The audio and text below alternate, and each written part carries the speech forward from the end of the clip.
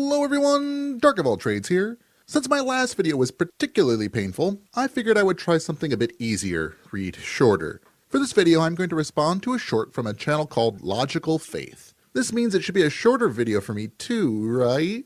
Right?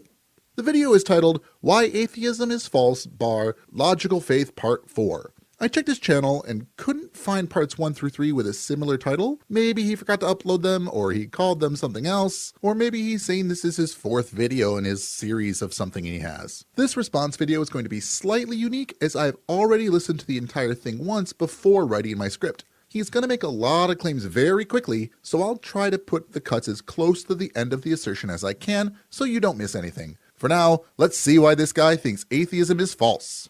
I'll be critiquing atheism, and here's a great resource to learn more about this topic.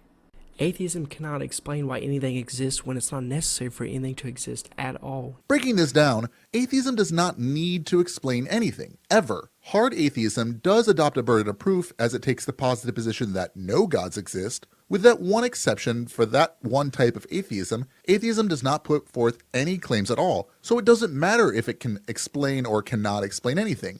Conservatism cannot explain why Mary Shelley wrote Frankenstein. Does that make conservatism false? You can't explain why your religion is wrong. That must mean your belief system is false. Inability to explain concepts related to but not actually the claim being addressed is not relevant at all. Christianity cannot explain why one fuel source for a car engine is better than another. Not having absolute knowledge of everything, even related things, does not discredit any belief, non-belief, or entire system of beliefs. We can just say, I don't know, when that is the honest answer. The next part of the claim is, it is not necessary for anything to exist at all. This is taken directly from Thomas Aquinas' third of his 5 terrible arguments. I'm not going to dive into them right now, but they have been long since taken apart. Perhaps existence is the default state. That is, reality itself is what is necessary, and we apply attributes like being onto that base. It may not be necessary for any one specific thing to exist, but currently there are things that exist. Why? Because existence is the default state of things. So I don't grant that it is not necessary for anything to exist at all. Rather, I put forth that it is necessary for something to exist. Non-existence of everything in the world is possible,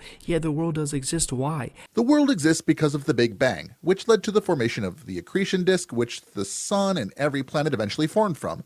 The world exists because intensely hot disks formed from the Big Bang to eventually cool into a dense cloud of interstellar gas and dust.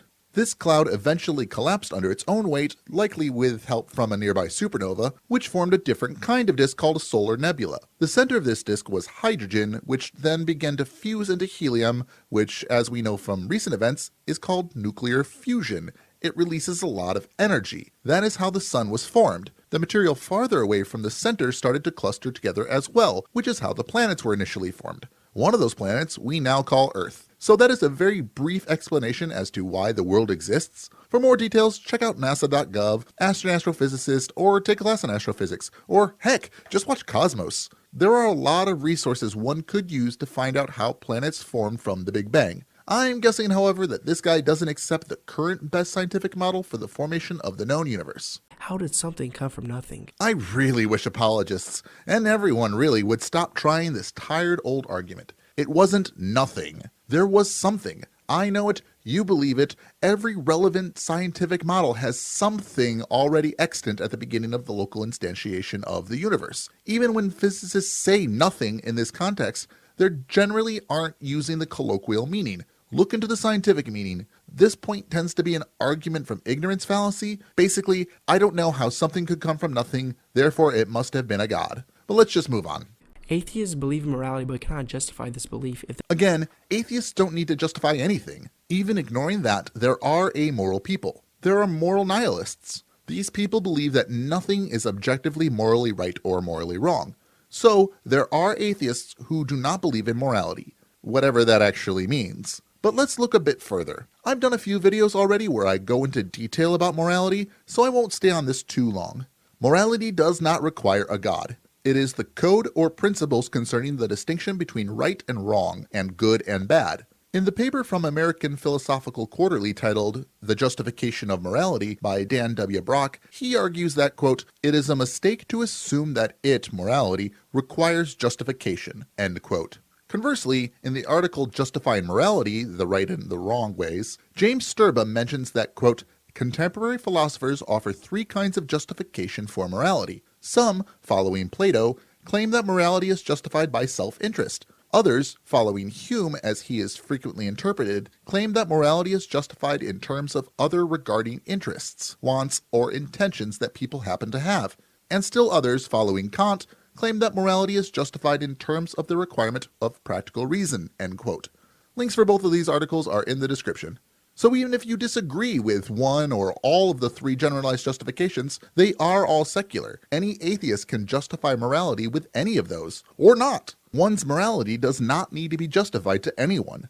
Simply because you don't know or accept one's justification does not mean they are not justified. There's no ultimate standard of morality, which is God. How can these things be wrong? How did you determine that your God is the ultimate center of morality? I would argue that you are choosing an arbitrary starting point, in this case the God you happen to believe in, and using it as your base without justification. You don't get to demand justification for someone else's belief and then just assert that yours is correct without justification. But the same way you are using a God that doesn't exist, I am using the facts of reality and well-being as the center of morality. If you can find something that you consider moral in your beliefs that is not affecting well-being, then we can talk.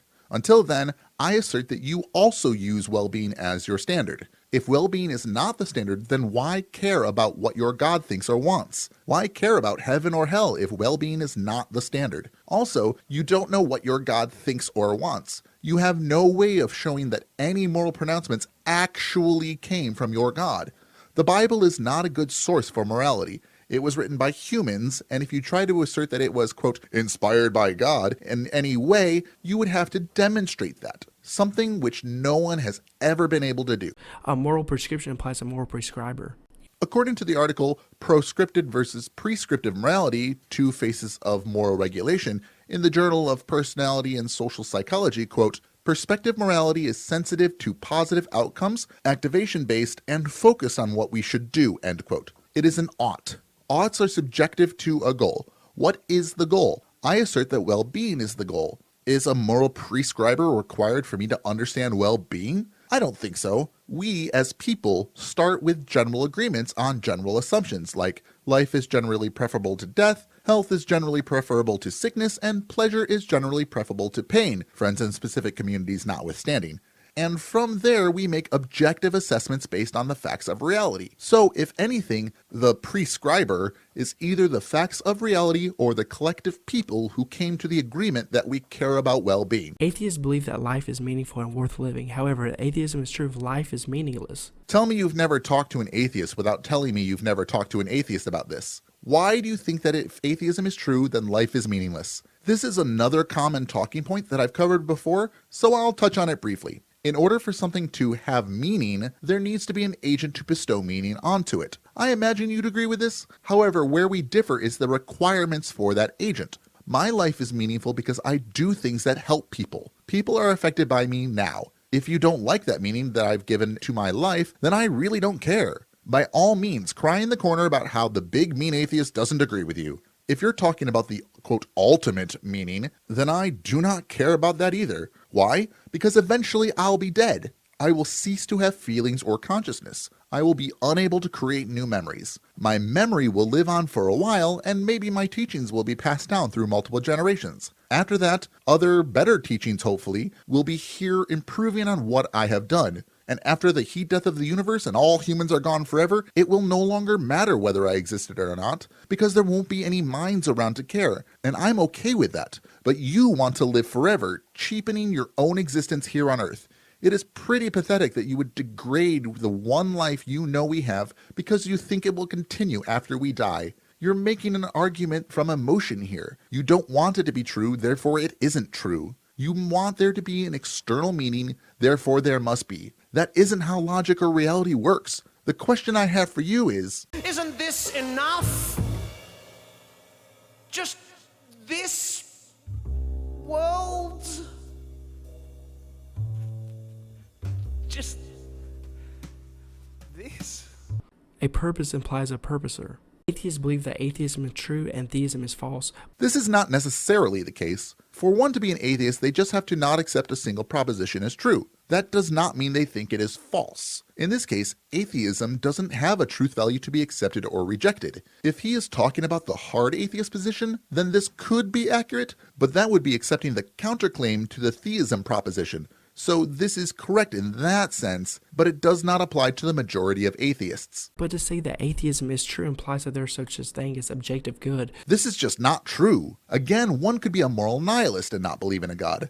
But even excluding them, this would depend on exactly what you mean. An atheist can accept objective moral evaluations based on subjective moral goals. All moral bases are subjective, so what is objective are the evaluations relative to the subjective goal. So, something could be objectively good based on the goal of well-being. When it comes to the evaluation of whether to drink battery acid or not doing so would be considered objectively good for one's well-being. Truth is a characteristic of a mind. A mind is required in order to evaluate truth, but if there were no minds, there would still be true things. The existence of a rock has no bearing on whether any minds exist. This can be shown by asking the question, if God did not exist, would it be true that God did not exist? We assume the question is accurate, and therefore the answer is obviously yes, it would be true that God did not exist in that scenario. Then we could do the same thing with minds. If no minds exist, would it be true that no minds exist? Again, yes. Thus, truth itself is not dependent on a mind. An objective good implies an objective mind beyond our finite minds. Why?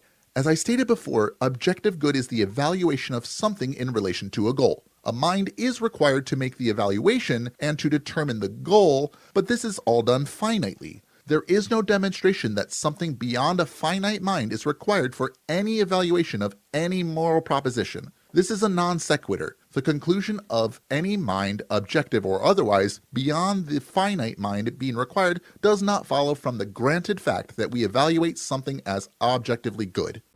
Most atheists pride themselves on being rational, but why be rational if the universe is the result of irrational chance? This is one of the worst statements he has made in this video. First, the universe is not a result of irrational chance. Chance is not irrational. We figure out chances all of the time. We make decisions based on these determinations with demonstrable results. So, I reject the second part. Looking at the first part, this question can have several answers depending on who you ask. The question is basically, why use reason or logic? I think I should be rational because my actions correspond to the outcome seen in reality. I set up goals and work toward them. The best current way to achieve any goal is to have some kind of plan using logic or reasoning. So, whether the universe is a result of irrational chance or not, we have cause and effect. There's no reason to be reasonable in a random universe. If this is how you feel, then I am glad we don't live in a random universe. We understand how things work and improve our knowledge every day. There are laws of nature, laws of logic, laws of physics, and other things we learn that are not random. Even if true randomness were possible, pretty much everything on the macro scale is not random. That is why these laws are laws. If we do X, Y will happen. If I let go of a ball, it will fall to the earth. If just one time ever, for some reason it shot into space at 1 billion miles an hour, then maybe you'd have a case here. But it doesn't. The law of gravity applies in our current reality, whether the universe is random or not. So, we make predictions and improve our understanding of the universe. This is how we grow as a species and as individuals. That is a good enough reason to be rational, irrespective of the randomness of our universe. Atheists enjoy beauty of nature as though it were meaningful. Yet if atheism is true, everything is accidental and not purposeful, there would be no beauty. The argument from beauty. I already went over why things can have a purpose without God, and I'm not going to go into the idea of everything is accidental in this video. As a determinist, I don't accept that everything is accidental. I would say that everything that has happened was inevitable due to previous happenings. The Big Bang set the dominoes in motion for everything that has or will happen. This position requires an in-depth breakdown, which this video is long enough already, so I'm not going to go into that. The argument from beauty implies that beauty is something immaterial instead of being subjective neurological responses to stimuli. Philosophers since Immanuel Kant increasingly argue that beauty is an artifact of individual human minds. What I think is beautiful may likely differ from what you think is beautiful. A sunset is aesthetically neutral in and of itself. Some people may not find sunsets beautiful at all. Some people think flowers are ugly. Someone once told me that corgis were ugly. Okay, they were objectively wrong. And that's it for his video. His video is actually only 1 minute long, and I had to spend this long just to address not even all of his points. I left out some that I felt were not important. What did you think? Do you think that this shotgunning of apologetics makes for a good case for the existence of God? Or, like me, do you think that each of them fails on their own, so together they are all weak links? Let me know in the comments below. What was your favorite of his arguments? What was your least favorite? I am always interested in what my viewers think. Do you think I should be more convinced by one of these arguments? Let me know. I prescribe that it is morally good to hit the like button, as it is beneficial to the well-being of my channel, and for people overall. Although, look at the objective beauty of that subscribe button. It is even more beautiful if you are already subscribed. If you think that I'm objectively morally beautiful, you can show that by becoming a Patreon at patreon.com/DarkOfAllTrades. Even $1 a month helps make me more beautiful in the randomness that is the universe of my channel. And as always, keep learning.